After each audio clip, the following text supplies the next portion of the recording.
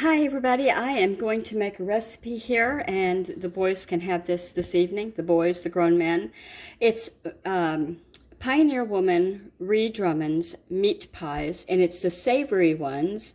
It says total time 3 hours 50 minutes. That's because you have to use yeast rolls that come in a bag, Rhodes, and you let them rise. That takes 3 hours. So it takes the rolls, and it takes pepper jack cheese, little tomato paste, some poblanos, some red pepper flakes, vegetable oil, or whatever oil you like, and some garlic, or garlic in a jar, and some chopped onion, and some ground beef, or whatever you like, I guess, but the recipe calls for ground beef. I think I probably have used ground turkey in this before, and it doesn't make any difference. So I'll show you. First of all, I took some non-stick foil and I put it in a big cookie sheet. And I put the rolls down, and I sprayed some Glad no stick or whatever. Put that on top in a towel. I'll show you what that looks like now. So here's the cookie sheet, and I'll lift a corner for you, and they're ready. I need to get with the program. These are ready to roll, and I'm going to roll them and fold them up in half moon pies after I, get everything mixed together. So I'm trying to put out the stuff so I can do that right now because it's time. Welcome to my channel. I'm Kendra, and if you've never been here before, you see lots of things on my channel. So if you don't like one topic, move on to the next topic. And let's see what else. I love it when people make comments, good, bad, or indifferent, just as long as it's not mean. Okay, here we go. I'm going to go ahead and de-seed and chop 2 poblanos, and I will add them over here to the onions and the vegetable oil and soften them for just about 5 minutes together. I scooted my tablecloth across here so that I wouldn't toast it. I mean, I could throw it in the washing machine, but I'd rather not. Anyway, I'm chopping them up first just in segments, and then I make them smaller and I put them in here, and they'll go in with the onions that are already in the pan. I've got a bowl here of egg wash so that I can seal the hen pies and they won't leak out while they're baking. All right, the last of these are done. I'm going to take them over to the pan, add them in, give them 5 minutes. All right, I have the burner on just about medium, low, medium. And I'm going to sweat these, and got my timer on so that I have the correct time and I don't forget. And see what I have to do next. When these are done enough and the timer's down, I'm going to add the garlic and red pepper flakes to this mixture. And what else am I going to do? For another minute or so. And then I will set this in another container, set it aside. No, then I will add it to the meat because it goes on to talk about cooking that. I've already done that. So I'll put this, I'll put the little pan into this big pan. Am I making you dizzy yet? I'm so sorry. It's been a long time since I've made these, and so I'm reminding myself as I go along how I did it. Okay, the onions and the peppers are done enough for the next step.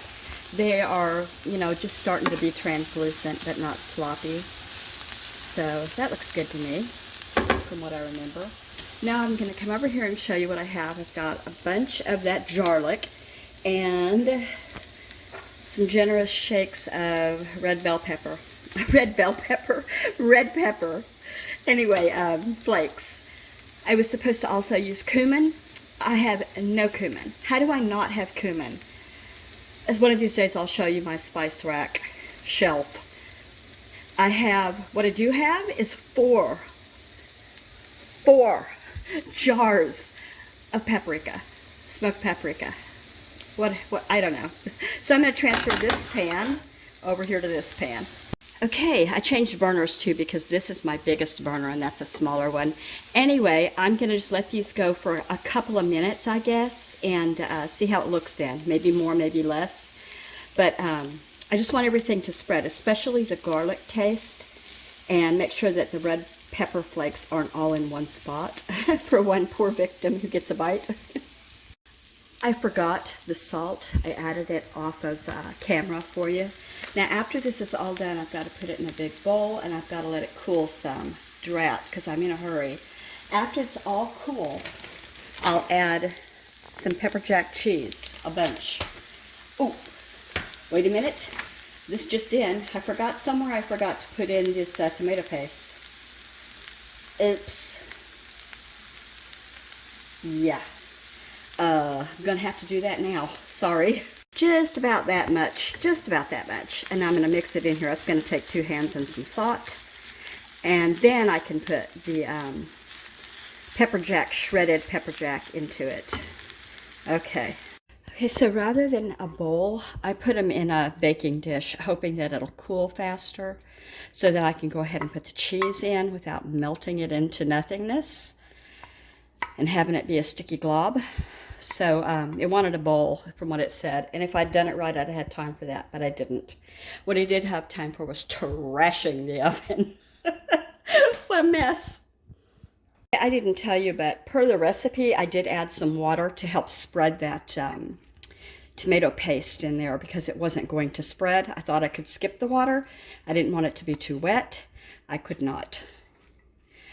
Okay, it's still steaming when I stir it, so I'm going to keep coming over here and giving it a little bit of a, movement, because that's a lot of steam and it's going to take a while.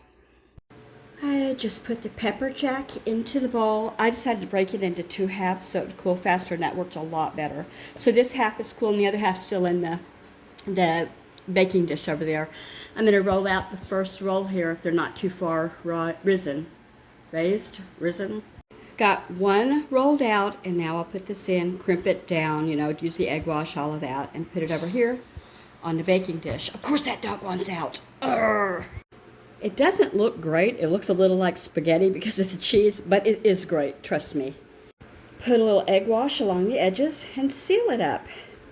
Okay, they're done. Let me see if I can get a little bit further. Yeah, sorry guys.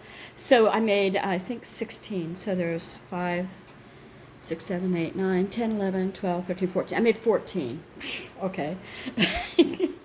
And if I had known it was going to go as well, I would have made more while I was doing this and saying, gee, the cheese looks a little bit weird in this. I don't remember it looking like that. Did I read the recipe wrong, or did they change the recipe? Because he used to use cubes, little tiny cubes. I'd get a block and I'd put like 4 cubes of the cheese in each one. I think that I like that better than the shredded.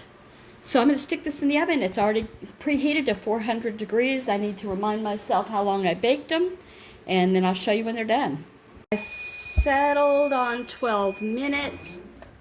Yeah, out they come. All right, these are out and they're cooling, obviously. This one thought about coming open, so be aware that they do want to do that when they do that second rise in the oven while they're baking. But the rest of them are doing okay. I've had some of them a lot worse. So 3, 6, 9, 10, and there's 5 in there, so it was 15. Okay, I should also tell you over here, this is how much I have left. So here's what I've always done. I've always had more filling because I err on the side of caution, but I only used 15 rolls, and the recipe calls for more than that. So let me tell you that I put these in a Ziploc baggie. I mark them with the date, hand pie filling, and PW's Pioneer Woman, her recipe. And then I'm going to stick this in the freezer. When you want to make hand pies next time, all you have to do is get this out like an hour and a half before, maybe a little less, and make your get your hand pie, what am I trying to say, your Rhodes rolls out and rising, and it's a piece of cake, to have all of this done already. Just in case you want to use this brand of frozen dinner rolls, be aware it's the Rhodes dinner roll, not Texas size, because the Texas ones are way too big. So you just get them out, put them on a sheet like you would get them ready to bake, and let them rise, and then roll them out and fill them. And Rhodes is the brand. I don't know that they have it all over the country. Best Buy on this is $2.25, and I just bought it this past week, I think. So it'll last, what is that? October, November, December, January, February. Okay, 5 months. I had to use my fingers. I did mine on 12. I don't know, it may count as how skinny you made when you rolled them out or how hot your oven is, but I did 12 minutes because I thought the tops looked great. But I see here that I could have gone a little longer. They're not completely brown on the bottom. They're okay, but and I like it like that. But some people, like my mom, like their food burned on the bottom. Not really. I'm kidding, Mom. And another thing, if I were you and going to do this, you do what you like, but I would either use parchment or non-stick foil or spray the heck out of it with Pam, because these are hard to get off sometimes, especially if they leaked out a little bit. You'll be chiseling them off the sheet that you cooked them on. I think this is like your friend. Parchment paper and non-stick foil. Yes. Did I tell you I use Wondra flour for sprinkling on the rolling pin and the rolling surface? Because it seems like it's a lot lighter and it doesn't don't end up with white rolls as you're working with them. I don't know. I just always have. And the reason it's in a bag is because I dropped it from a high shelf and I said, oh no, you go and the bottom popped off a little bit. And years ago I'd have just thrown that away, but this stuff is expensive. Everything's expensive, not just this stuff. Also, I need to share, I didn't, that this today is an open collaboration. That means anyone can join. I had a piece of paper, don't know what I did with it. I'll try to take a still of it. But this open collaboration is one word, hashtag, mix it up in the kitchen. And that is hosted by Maniac Grammy's Homestead. I'm going to have to get you a picture because that is a lot to spell correctly and all of that. I mean, I'm not saying you couldn't. I can't. I can now, but it took me a while. It's spelled like the word maniac. Maine, like the state of Maine. And then she goes IAC, I-A-C on the end. It's cute the way she did it because she lives in Maine. And her name is Brenda. And I like to get in on her collabs. I like to get on everybody's collabs because it's just so much fun, like I've said before, to know a topic. If I can't think of, what am I going to do today? Here's a topic, mix it up in the kitchen. And her idea is that you would do anything in the kitchen. You could get your favorite cookbook out and show the recipe and tell what you've done with it. You could organize your silverware drawer. You could make cookies. You could make hand pies. You could clean out your refrigerator. Anything you do in the kitchen. I had a baby in the kitchen once. Yeah, I did, but we're not going to have that.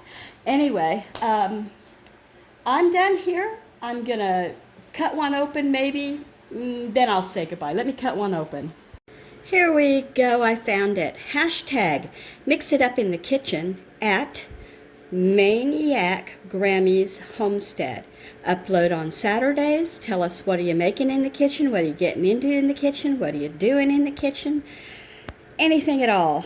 And let her know by putting the hashtag and at in your title or your description so that she can shout you out or whatever it is that she does. I don't know. I'm sorry. And so these are not cool enough yet to cut in half. I want it to look right. You won't be able to tell, but I'm giving it a little bit more time. I finally found this though. Here we go. I'm going to cut it open and show you. And there it is. These have a little heat from the poblano, a little heat from the oven. You can see poblano in there. And they're just delicious. And they're easy to eat. You know what I mean? They're handheld. So make them for the football games and the soccer games. And make them for whatever. The kids love these for dinner and lunch. These are usually 10 out of 10. I'm giving this a 9 out of 10. Because it's missing the chunks of melty pepper jack, little tiny, like the size of half a dice or maybe 3/4 of a die, because that's extra. And it disappears in it this way. There's flavor, but you can't see it, and I want to see it. Okay, that's it, everybody. Thanks for joining me and my Pioneer Woman hand pies, and that recipe will be linked in the description below, along with our hostess, Brenda, at Maniac Grammy's Homestead for her open collab today. Mix it up in the kitchen. Bye, everybody.